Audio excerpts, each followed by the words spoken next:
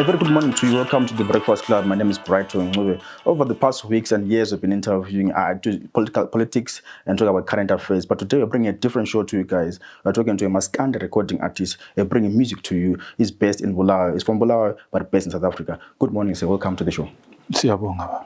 Right, so let's talk about your music. Nkulumo Ziyamlandela. First, ibizo lenu. Kutsho not Nkulumo Ziyamlandela. Nkulumo Ziyamlandela igama leqembu.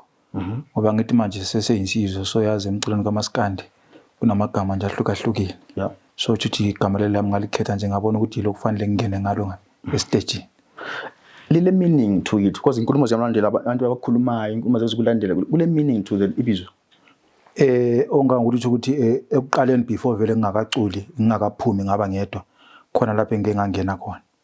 So ekungeneni kwami khona akuzange kuhamba ngendlela right. Yeah. So from lapho ekusukeni lapho sengifundile lami ngiqale ngenze lami iqembu zaba khona nje inkulumo ezinengi. So kwasofika ke emindini nami uthi ngithini ngizibiza ngokuthi Nkulumo Ziyamlandela la lisukela ke lapho. Maybe singasininga maybe inkulumo ziphi ezaziqalisa khona apha. I know as an artist kulama challenges that people face. What did you face as an artist uqalisa music? Ama challenges esaba nawo imali. Ngoba uthola ukuthi manje sihlangene singabaculi siyacula when it comes to emalini uthola imali awusayibona but ekubeni nokusebenza ngoba mina vele from the start kulelo qembu ebengilo bengibhala ingoma and bengilida bengikwazi ukulida bengikwazi lokuthi ngikwazi ukuhlela ama backings ukuthi okay fanele sibheke kanje fanele senze kanje kodwa at the end of the day uthola ukuthi imali kawuyithola. Yeah. So speaking of ukuzibhalela ingoma, I see you have 3 albums so far. Ingoma lezi zibhalela awuyama artists engakhoma la before bathi hayi ngiyaphutshiswa ngiyaboniswa ukuze ngibhale ingoma lezi. Lina what happens for you to come up with these songs? Liyaboniswa, do you just write from ingoma vele ku album mhlawumbe uthola ukuthi ungaphupha ingoma zibe yi3 or 4. Suzakwazi ke la ukugcizelela ngezinto yakuzibona zenzakala ngapha emhlabeni ngoba into eqhathekile ukuthi ulethe imfundiso phakathi kwabantu. Ungaphonga ushanje ingoma ngoba nje uphonga ushanje. So ushaya nje ingoma ukuthi noma ngibani nobani ezokwazi ukumthinta azi ukuthi noma ingoma nami mayidlala mhlawumbe ngikhumbuza ukuthi nokuthi okwake kwenzeka empilweni yami.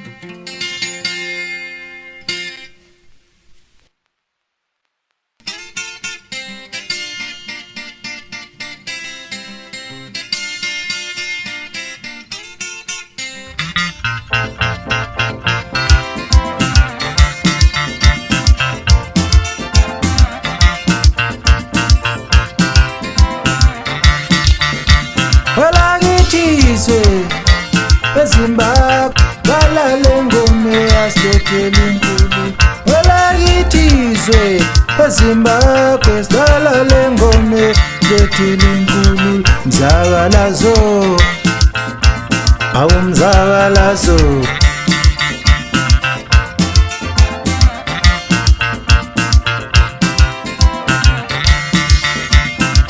Nkosibusizilizwe lethe Zimbabwe lihle kanje Nkosibusizilizwe lethe Zimbabwe lihle kanje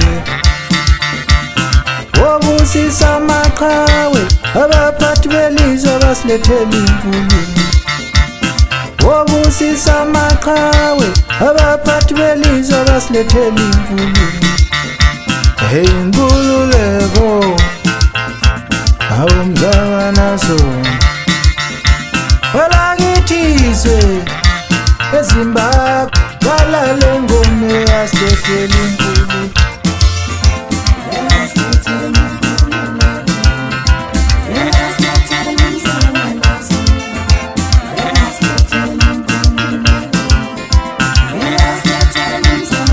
Umzabalazo umzabalazo Hey Nkululeko awumzabalazo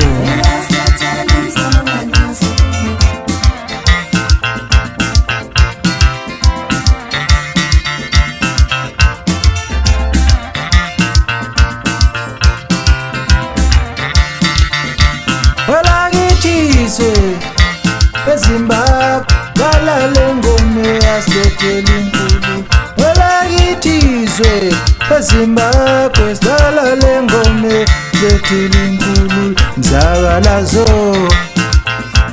awumzabalazo hey umzabalazo awumzabalazo. Mthokozisi Ndlovu ukhulele ngathi ngizalelwe eMlomo Liyodo mina.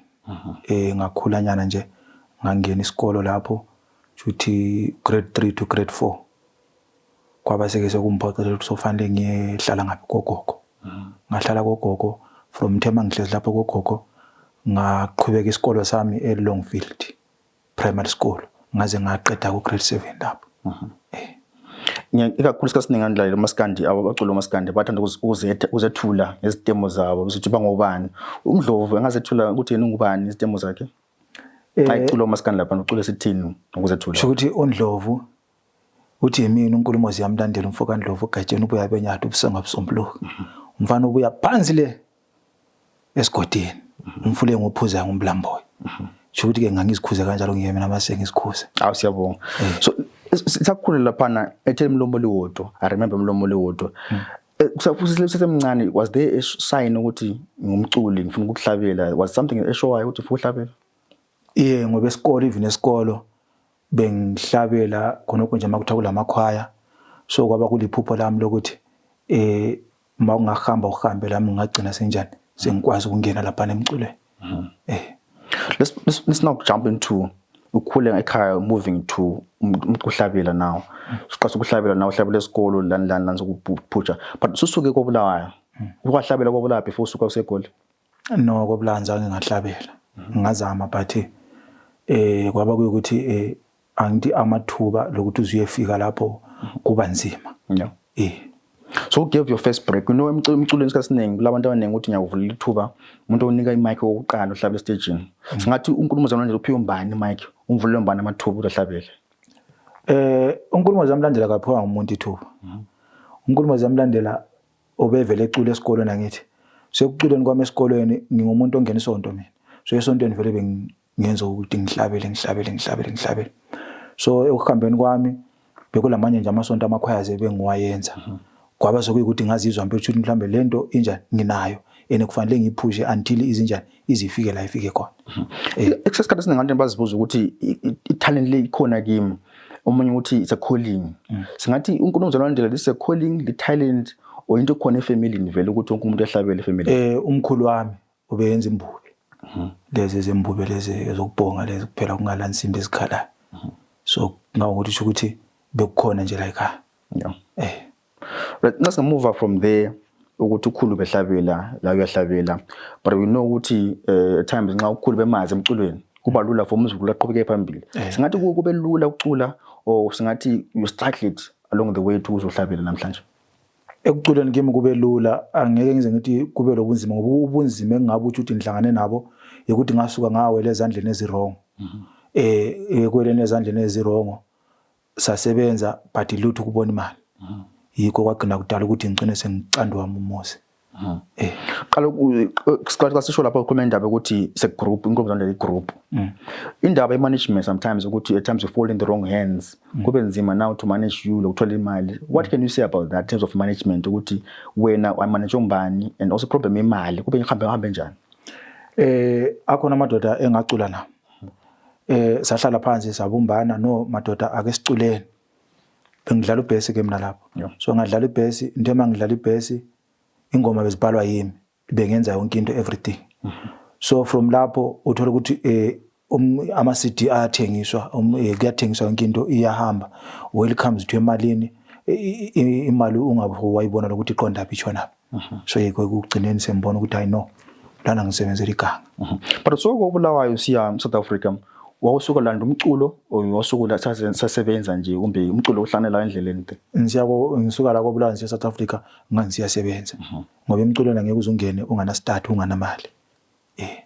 So ngapha yasebenza ngapha uyacula, how do you balance now umculo lo msebenzi?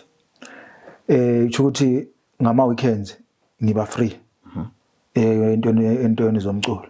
Ngoba even lo mlungu engimsebenzayo akana problem ukuthi mangabe mhlambe siya practice lapho mangichayisile kana problem. Lapha ngibona i-album yakho le yesibili elonyaka kule ngoma ethi Safa Saphela lo Nsimbi kayigobi. Unsimbi kayigobi lapho ukhuluma ngani, no Safa Saphela ukhuluma ngani and ufundisana abantu about these two music? Unsimbi kayigobi singathi bengizitsho like unsimbi kayigobi ngisuke ngizitsho la engisuka khona la ngidabwa khona lapha engizalule khona. So ungananzelela kakhulu kuma CD Maskandi kunengoma edlalwayo uzitsho uzibiza lawo nophuma khona ukuthi abantu basheshe babekwazi ukuthi okay umuntu odlala le ngoma uphuma kuphi.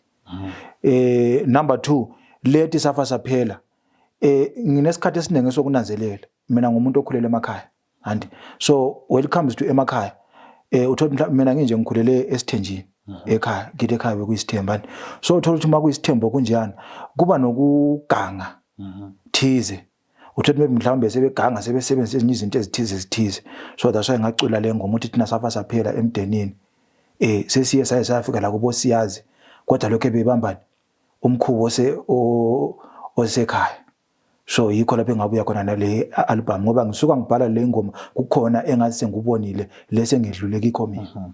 Ngaphambilini ukhuluma ukuthi imusic yakho ngawihla uyibhala umculo wakho ngawubhala at times uyaboniswa at times is based on lived reality uthi ngendlela zemphakathini into ezenzakala esigabeni. Singathi ama-album akho amathathu into ozibonayo esigabeni ezenzakala esigabeni o ama-album amathathu ezinye izinto uma uhamba uyabuzibona nawe ukuthi okay fanele kwenzeka kanje yini into ongayilethela abantu ngoba emculweni uma ungumculi ukuthatha isikhathi ukuthi uhlale phansi ukwazi ukufoma ingoma ukuthi ukwazi la noma usuyethula phambi komphakathi abantu bakwazi ukuyizwa. Qala futhi sisekoma indaba ekabulawayo ubulawayo imali kayikho kangaka ubulawayo in terms of mind of music. Let's jump to South Africa now. Singathi imali khona na emculweni South Africa ukuthi umuntu angaziphilisa ngomculo eSouth Africa? Kakhulu ngoba mangabe ungulana umuntu impela sibili ongakazi uhlangane nemali ungagcina usiyeka lo msebenzi usubhekana nomculo. Ngoba umculo wona kahle kahle ma uye wafika ngendlela mina engathi ngifike ngayo kusheshe kwangenza ukuthi ngicine kanjani ngivela ngibonakala ukuthi okay umfana nanga ufikile ngoba mangathanda ukubona ngiqale last year ngealbum yokuqala ethi uyakhuluma. Yokuqala lethu uyakhuluma ithengwe kakhulu le album.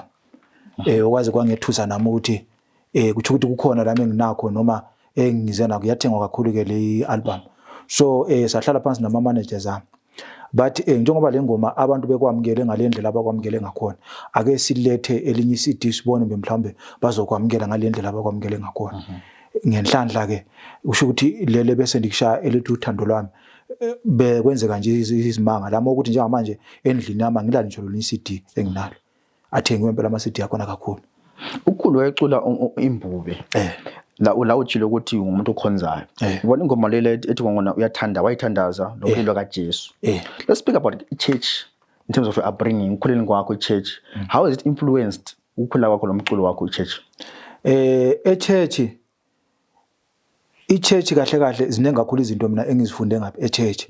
So isifiso sami bekuyisifiso sokuthi ngicule igospel but ngaya ngabona ukuthi igospel isinengi kakhulu and inengi kakhulu njalo igospel ayisela market ibile market uqala but manje ayisena market usungayishaya igospel ngoba when terms of igospel abantu abaningi sebecula igospel licula nje selicula into e1 so ngathi national anthem. So ngase ngithi okay ithi ngene ngimixe ngihlanganise noMaskandi. But also ukhuluma indaba ukuthi ukhulele esithenjini.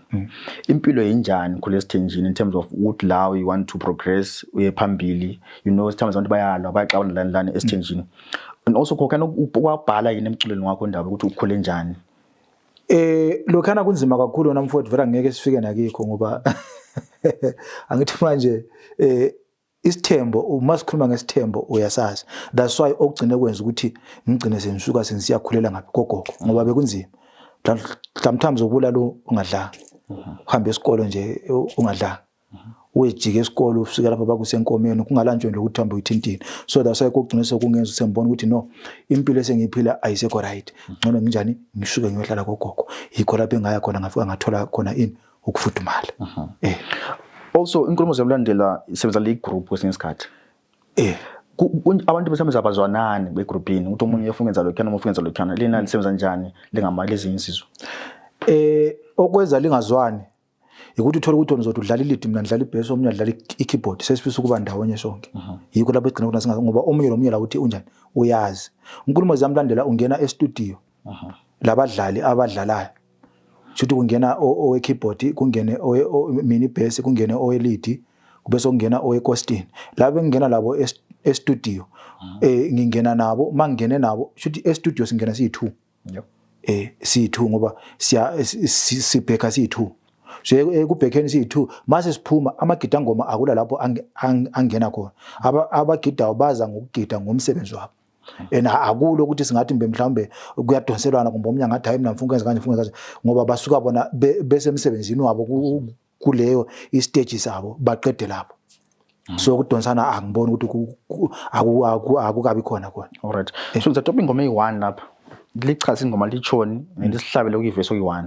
engomeni le ngichaze lethu gadu but before siya kugadu le ngoma lithi baba wengane kulo baba i-gender based violence so baba bachawa mama ezindlini baba bayajala abantwana bebachiye bengabanakekeli ingoma lithi baba wezingane ikhuluma ngani baba wengane ubaba wezingane ngizele mina ngithi nginabantwana ngisuke lapha ngiyohlala eSouth Africa ngizihlalele ngikhohle abantwana ngikhohle ukuthi nje nginabantwana ngibashile emva ngisakho ukuthi abantwana baphila ngani that's why ngabhala le ngoma ngoba bengibona konke okwenzakala amadoda ageyoka le egoli kodwa echimizi ngayika kuyilesi ngathi kwenza abantu behambe ngale bekhohle imuli abachiye ngapha eZimbabwe kakhulu into engiyibona kakhulu amadoda siyakholwa kakhulu ngoba uzokholwa ukuthi ubona umfazi omuhle ngale goli kanti cha abazipendile labana abantu umfazi wakho lo la ekhaya la ungcono la ungakwazi ukuthi umpende la kanjani afanane nawo asiye ku gadu isishayile verse 1 ikhuluma ngani ngoma le isishayile verse 1 khona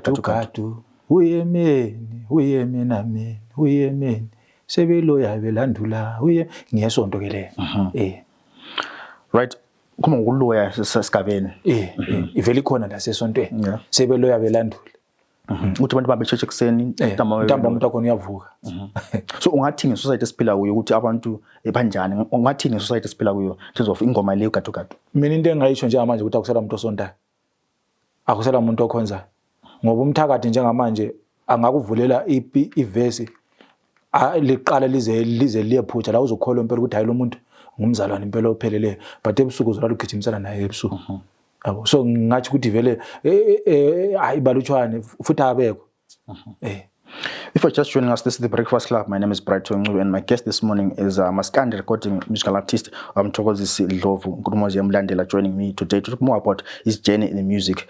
But Baba Ndlovu, kule ndaba ye album le uqala 2022 or last year, uthe it was sold out. Ukhule nzima nothing a story, but now usuthola imali yonke le album is sold out. Uzwa njani ukuthi album has been sold out and indlela okukhule ngayo? So laphana indlela engikhule ngayo ebuhlungu kakhulu ngoba lokhu kwenzeka manje abazali bami bengasekho emhlabeni nalo nguye owangikhulisayo akasekho emhlabeni so kuba buhlungu ngoba ikhona ingoma engayibhalayo ngenhliziyo ebuhlungu so mangibhala ngenhliziyo ebuhlungu ngayibhala kule ialbum enlikhiphe manje ngo Good Friday ilona leli elithi umama yithi ngendlela abantu abayithanda ngakhona ingoma yami ngize ngifisa ukuthi kube ngawuthiwa umama usaphila but manje sokunzima ukuthi ngimbone ngoba umama wami ngesikhathi esaphila wayezama all by meanings yonke ukuthi siphile silale sidlanga noma kwakunzima ngoba ubaba isithembo vele usithethe umama ekhona so bekunzima sike sixoxwe siyelela but umama elwisa all by means ukuthi siphile so isizathu engabhala ngayo ngoma so kunzwisa ubuhlungu ngoba impilo esengiyiphila manje le mpilo engiyiphile ekuqaleni ayisafani and kulabo bantu abahlupheke nami abasekho So ngathini to abantu who are going through the same struggle that you went through ukhole nzima lo muntu la uhamba inyawo njalo ufana nalo wakho ngathini into laleleyo this morning bukalishwa le namhlanje ngoba into eqhakatheke kakhulu empilweni ukuba ungalilahli ithemba ubekezela njalo believe on your dreams but ukholelwa ephupheni la khona okucabanga okufisayo lokukholwa as long ufisa ucela la kuNkulunkulu mina engubelievayo ukuthi akulanto ehlula uNkulunkulu njalo uJesu maka avele abekile ukuthi le into le ngiyakho akekho umuntu ongayiqamula ngoba mangabheka back to ngendlela engikhule ngakhona la manje kuyangibonisa ukuthi ukuthemba lokukholwa lokuzethemba kuyakukhulula.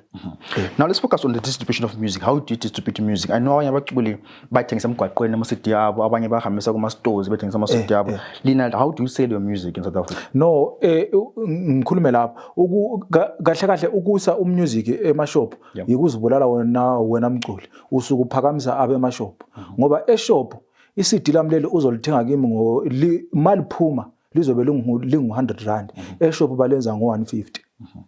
And eshop bazayenza all by means ukuthi umusic wakho uthenga. So mina mangikhipha iCD ngisuka vele sengilequla labantu engikwazi okay nginabalandeli bami abangu 300. Shuthi iCD lami mzana naliphumile. Shuthi ufale kwe lama copies angu 300 alala ehambile ngalobo busuku. Then kuzoba lezi indawo lapho abakhona ukuthi okay mawufuna iCD lami uya endaweni enje ulithola. Yikho lapho obona khona ukuthi ayino mhlambe kukhona lami enguthola engikwazi ukuthi abantwana bangadla. Isikhathi esiningi abantu bakhala indaba ye-piracy ukuthi abantu bayabhena ama-CD lawo benze imali bebodwa. Singathi South Africa ikhona indaba ye-piracy iningi kakhulu vele isukele khona ngani. That's why ubona sibaleka kakhulu ekuthini sise emashop ngoba umuntu kamayindi enye into abantu ngangibone angithi manje i-technology iya ikhula kakhulu. Esikhathini esiningi ma ungumculi ma ufuna ukuthi usebenze iCD lakho ma ulikhiphile qalume ukulifaka online kumbe anywhere. Asithi wena uyabhena njengamanje anti wabona ukuthi okay uNkulumo Ziyamlandela ukhiphile vele abantu abaningi bazithanda ingoma zakhe ula kuhamba wona uye downloada ingoma zami ka1 ubuye uzibhene. Umuntu ofuna iCD lami mayelithola liphansi lapha ngo10 rand ngeke azolithenga kimi ngo100 rand. So i-online i-right nganxanye iyasibulala thina abaculi ngoba umuntu angavela dabhe manje udabhile sicwele. Phela manje mangikhiphe iCD malivele li-online within 2 days vele liba ngikhiphe namhlanje lelala selikhona phandle. So ezabaculi manje simwenziwani ukuthi silwise i-piracy ukuthi imali le ibuye kumuntu? Awuthona mawukhipha iCD uqala uligodle ungalifaki online uyekele leziyana ezindala belokho bedownloada zezindala wena elakho qala uligodle ukwazi ukuthi uthengise andwana uthole le mali yakho mhlawumbe uthole imali ukuthi ngoba nje manje uMaskandi mangiye studio fanele ngihlukana lo 8000. So mangihlukane no 8000 nginabadlali laba abanye abancedisayo abancedisa ukuthi siyodlala izinsimbi. So kuthi ukuthi khona lapha fala ulwisa utshona ma ungumculi uqale uthengise wena likuwe uraise la imali oye ngayo ngapi e-studio ikwazi ukubuyela back ukwazi ukuqhubeka usebenza kube lokunye la ubona hayi manje sengitholile hayi sengalidedela or ngiyalithola phansi or bathini lami senginjani sengitholile. Asikhulume ngendaba yama-shows ukuthi South Africa le performing ngaphi indawo eziningi ezijeneyo. Sengeke ngawayenza amabili. Siyenze ePitori sayenza naseThembisa. I-response yabantu when it comes to supporting your music awubuya kuma-live shows ingathi njani? Futhi vele kwakuswele le ndawo ukuthi uzongena kanjani. Kwakuminyene kakhulu. Lapho itikiti labe limali ungena ku-show? Itikiti ema ungena lapha lebe ngu250. I-VIP yabe ngu500. Silibuyile eZimbabwe now ngathesi. Do you schedule any events where you're going to be performing or second perform kobulayo kumbe? No la kobulayo ngaka performing ngisho anywhere la eZimbabwe. But I'm still on it ukuthi ngikwazi ukuthi ngiperforme khona la ekhaya. But how do you feel ubona event egcwele abantu bezosupport uMaskandi? Maskandi singathi one of the genres abantu bangakuthakazeli kangako but sifuna ukuthi bagcwele besupport uMaskandi basupporta wena umuntu okhule njani isistory sakho yasazi. How do you feel seeing abantu begcwele besupport? Lokho kana kunginikeza amandla ukuthi ngiqhubeke ngenzeni umsebenzi kakhulu vele eSouth Africa uMaskandi bamsupport kakhulu. Ungayenza wona e-live show ye-gospel uthothi mhlambe ungaba labantu abangu30 or 50. uMaskandi they make sure ukuthi bayafika kakhulu ukuthi lami nginje bengiqala ukuthi ngenze ishow but kwangethusa ngendlela iresponse yakhona eyaba ngakhona kakhulu ebantwini bakithi esigabeni sakithi kwakunzima kakhulu. Singathi uMaskandi is part of the culture or abantu bakuthakazela uMaskandi because of the sound. Singathi culture umbe i-message sengomeni zini? uMaskandi kahle i-culture ne-sound. Abantu abaningi kakhulu kuMaskandi balalela sound yakho la ngendlela wona into zakho ezihlele ngakhona ngoba kulula lokhana ukuthi manje uma ungafaka iCD la ufake le CD lomunye umuntu kuba nomehluko hayi ngoba uyabe ngaculi umehluko ukuthi ngoba ukhona umuntu ocula ngoba uyenza ngoba wabona ubani eyenza, kuzoba nomuntu ocula ngoba into lana isuke ngapi isenhlizweni ukuthi no vele ngathi mangikhula vele ngafisa ukuthi lokho nza kwenza noma la kanjani. So emculweni kakhulu into abayilalela ngumculo wakho ukuthi umculo wakho unjani, ngoba uthola ukuthi uzangena e-studio awupracticeanga. Abantu abadlala insimbi mabe suka bedlala insimbi mabe siye e-studio basuka bengakuya practice, basuka besiyakudlalela kuphela ukuthi uzolahlekela le nsimbi ucha usiya le bona abalandaba bona izilongo benzeni umsebenzi wabo. So into eziningi abazikhangelela kakhulu ukuthi i-sound yakho ihleli njani, uyenze njani, uyimanage njani, into eyenze ngaphakama kakhulu. Now sikhangeleni now to come up with an album like this, take us through the process ukwenza album le uziphume lithengiswe abantu. Futhi i-album mina ngiyenza nge-4 months. Ngihlale nje phezulu ngoba njengamanje ngila ngihleli phezulu kwe-album kaNovember. 4 months you are done ukuyibhala uyiproducer uzuyithengisela abantu. Siyayibhala then sibuye la endlini kimi ngibiza abafana ngoba umfana odlala ilidi lapha kimi ngumfana wami. So siyabuya sihlale lapha endlini sidli ngoba kakhulu vele into eyenza sihlale kakhulu ukuthi imali ibhala ingoma liyenza ilidi validlale ibass ivalidlale. So siphuma igroup lapha that you working with ngabantu aba separate from you uthe kubadlala in terms of i-rehearsal fike bechaya phela besikambele ngabantu abayenza lawo kumbe abantu abacheneyo. Lo enginaye ondlalela elidi ngumfana futhi ngumntaka malume, umfana wami impela sisonke nje seduze anyway lapho siya khona sisebenza sonke, then umuntu esimdinga ngumuntu we-keyboard lo we-costi.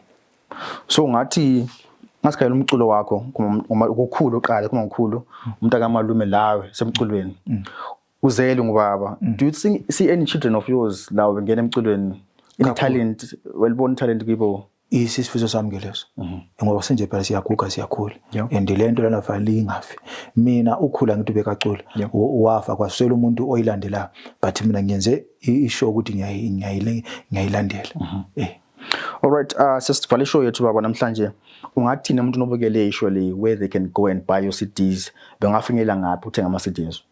Music wami u100 CD. So it strictly runs in other currencies also? Lama US dollars siyavumela.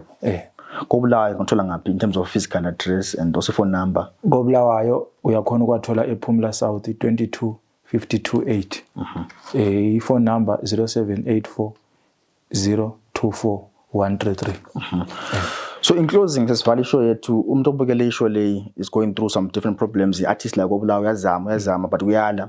Ungathini kuye umuntu obukele isho le artist? Umuntu obukele isho le ngikhululekile mina kakhulu ukuthi angicontacte angithole asondele kimi aze kimi sikwazi ukumbonisa indlela ngoba lathi sinje sibonisa indlela ngabanye. So kuba lula ukuthi lathi sibonisa abanye indlela. Inamba yami yase South Africa ikhona ku WhatsApp. Uyangithola ku 060 5144 571. Baba Ndlovu sesivale show yethu sicela isichaye ngengoma yethi ngicela isikhiye ephuma kudlala lethu uthando lwethu yalonyaka. Sicela ku chorus nje sivale show yethu namhlanje. Okay. Cela isikhiye ngingene. Cela isikhiye ngingene. Awu ngingene kanjani ngingene kanjani.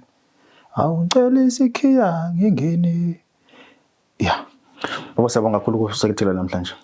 Siyabonga. This has been the Breakfast Club. My name is Brighton Ncube and my guest this morning was Mthokozisi Ndlovu, Nkulumo Ziyamlandela, about Maskandi music in South Africa. We are speaking in length about the challenge that she faced when she was growing up and in terms of producing this music right here in South Africa. So thanks so much guys for your time. To enjoy the rest of the day and you enjoy the show.